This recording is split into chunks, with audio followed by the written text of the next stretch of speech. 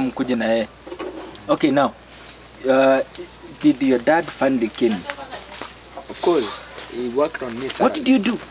I had misused the money. The agreement was the 1,000 that he had given me to use it well, then till after fair. Oh. You see, now when I got to the and school, how did you misuse the money? you know, the canteen was within the school. Okay, I got you. Yeah. Okay, now I want to get a little bit of your life. Like, what about the relationship thing? When did you start dating? The last time was in 3. From 3? Yeah. That was your first encounter? Yeah. You dated a Form 4, Form 3 or Class 8? No, but that time since it was new, I never had that much experience on it. And then I just got a Form 1. While I was in Form 3. A mono. But then she was really wow. From which school? From St. Mary's Magina Girls. Yeah. A Kisi lady? No, Aluo lady. Yeah. At least we pushed. What was the experience? The first date approaching this lady. What was the experience? Oh wow. If I try to recall the time, I just feel like wow. Okay, it was like facing her. Of course, I had the confidence to face someone. She's a Form 1, so you don't just know how to pan. She was on my height. Then yeah, of course. Then I called her. Hey, guy, where are you? Fine. Was it during functions or? Yeah. When did you meet? We had a state the scenario and all the way to the approach. It was by that time it was a grand lally that we had in the Kisi school. Kisi school, not Kisi Stadium. Yeah, Kisi school. We had a grand lally that we went as a the CU group. Yeah. So we went there as a group. Then it was that time it was not everyone, just people to socialize. And I took that opportunity. Wow, I need to get someone. Then the girl, I found her just stranded.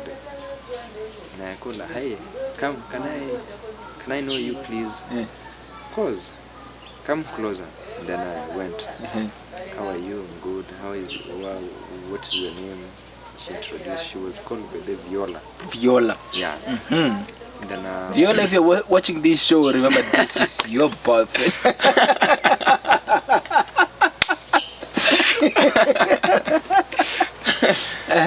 Okay, and then by that, big up to yourself wherever you are. I feel still I love you. So after that, at least as a man, I decided to catch my pocket. At least to ilikuwa like a sign of kujitetea sasa. Then at least I know we bought ice cream. Oh, ice cream. Oh yeah. Yeah. At least we enjoyed for that time. Then I took her number, of course. At least if someone asks me, what do you come from the rally? I have the numbers. I have the numbers. Then even furthermore, we took a pic.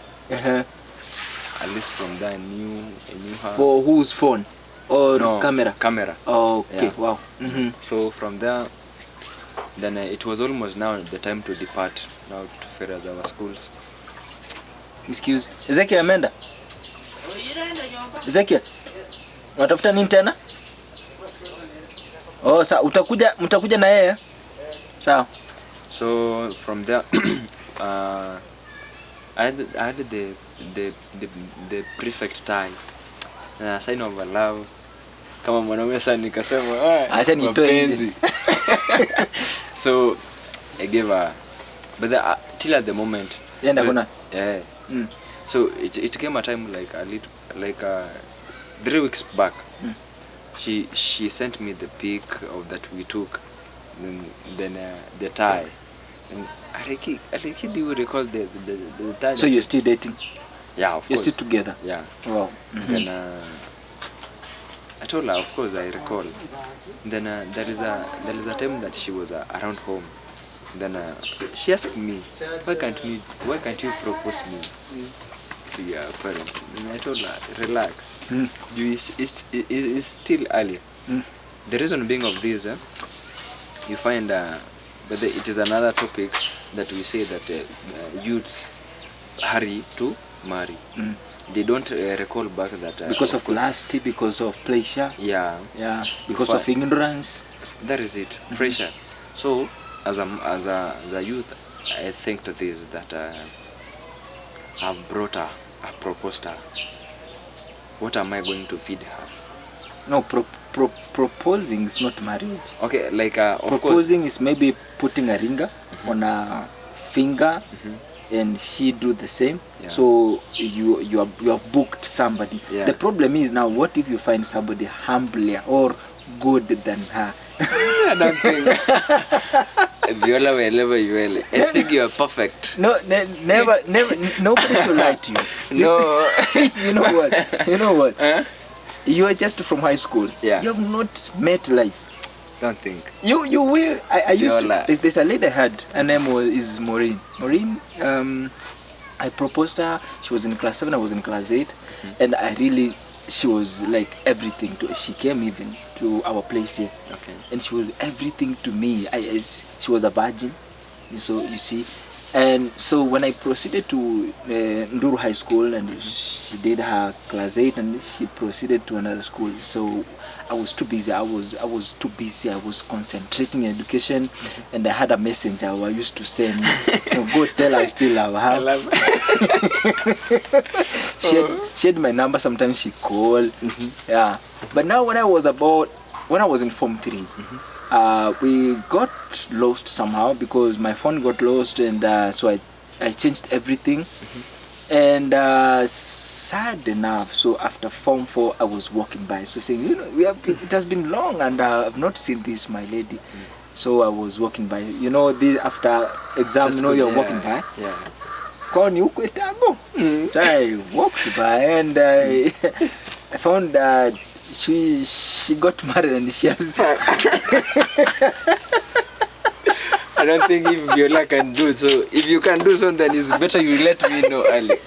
So I closed my surprise. Oh, Maureen has one kid and she's pregnant. So apparently, after Form 1, after she went to Form 1. Form 1 left for marriage, and she got pregnant while in Form 1. So that is how she began her marriage life without my consent. Even in my message, I never told him. So this girl, you might say, I'm waiting for this lady, and you are so patient. So after university, you find that the person you've been waiting for is gone. So what are you gonna do?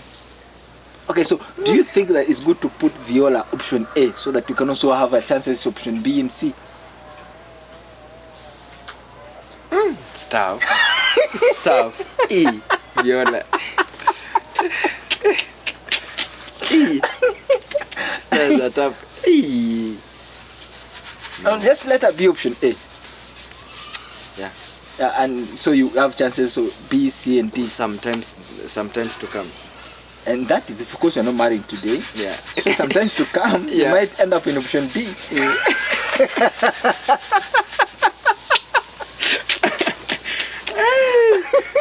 No. D is so far. Unless you at least C or D. Okay, Viola, you have a choice, and Alex. So you're gonna talk about that. So let's now end up the show by asking this question. So, is it good for parents to choose a career for you? Totally no. Reason being, you know yourself. You know the subject that you are weak at. That is you alone. So it is better of the student, let the parent propose the career. Dad, even if you broke this career, the subject of the career have performed well, but you find sometimes this one career, one subject that is saying that you passed well. Maybe you got an assistant from your yourself. Of course. So it's better your potential. It is better a parent to ask his or her child which career to pursue. Yeah. Okay.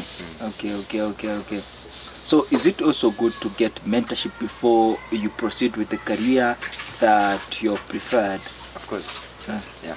Where do you I missed it. It makes someone's mind. Where do you prefer people or young people or for leavers to find this advice or mentorship from? From their teachers. Their teachers? Yeah. Ask me why. Why? Because maybe I don't want to be a teacher, and a teacher wants me to be a teacher.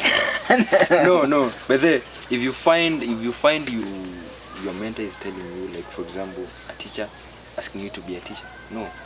Reason being, of course, first thing, these teachers, they know you, the way you perform.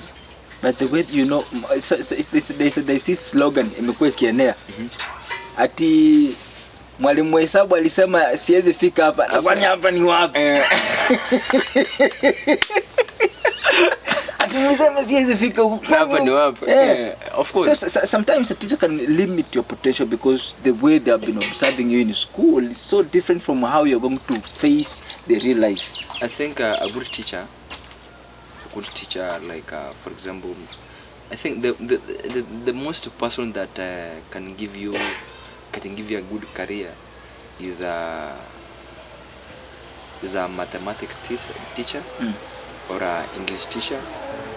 Or what about church? I haven't heard you say you can go to church and get the advice, mentorship, or church mentors spiritually, and it comes the second that one.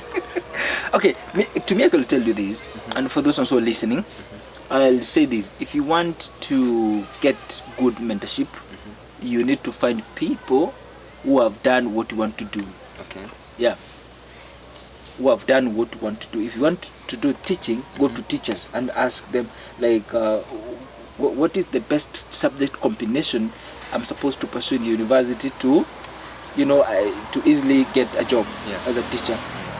Yeah. If you want to be, a pilot, you can't ask a teacher about piloting. Yeah. They have no clue. They will tell you go. You just because they have no advice on that. They don't know what to how you can go about it. Maybe they will advise you, kama mkuna pesa, end of fine. And what if I say, okay, of course you've said you need to find people who have done what, because there are many people have done HR. There are many. They will tell you if after this you can go to NGO, you can work in county offices, as a secretary, as a ward, and all that. I think at the same time that is what I meant. For example, you are my teacher. You know me very well. Yes? And then you've told me, according to the way I know you, according to me, I know you, the way I know you, your potential was well. And then and that's why I don't prefer to ask questions to the people who know you. Do you know why? I'll answer the question according to how I know you. Yeah. But now a mentor does not answer your question. They ask you questions. For example, if you want to say, I want to pursue a jar. If I'm your mentor, the first question is why? Yeah. A mentor asks questions. They don't give answers. Okay. They always guide you to have your own answer. That's the work of a mentor. Yeah. Oh. Yeah. So when you find somebody advising you by telling you what to do, they're not mentors, they're advisors. And advisors don't take you anywhere. Yeah. But mentors does, because I want to do let's say business management. Yeah. They'll ask, why do you want to do business management? Oh, because I've had it. It is marketable. It is what. Yeah. Now, what if at that time it is not marketable? So what are you going to do? You have option B. Now they will ask you a question, and then you challenge your mind. You think, and at the time you arrive to the answer, you already set your mind. You are very clear about why you want to do a certain subject. Yeah. Do you have option B? If not business management, what else can you do? Yeah.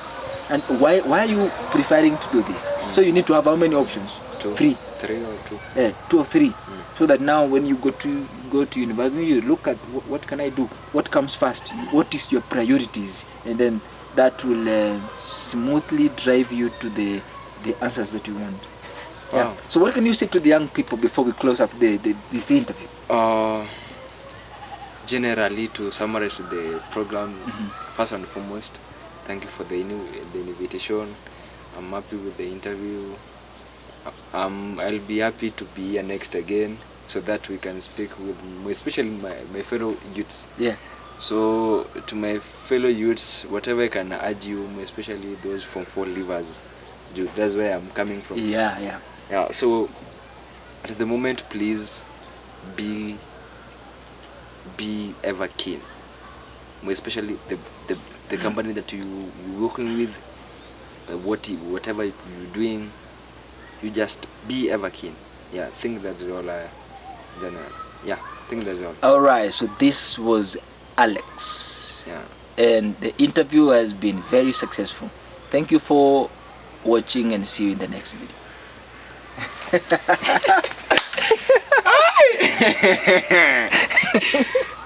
Yeah. Do you think I'm the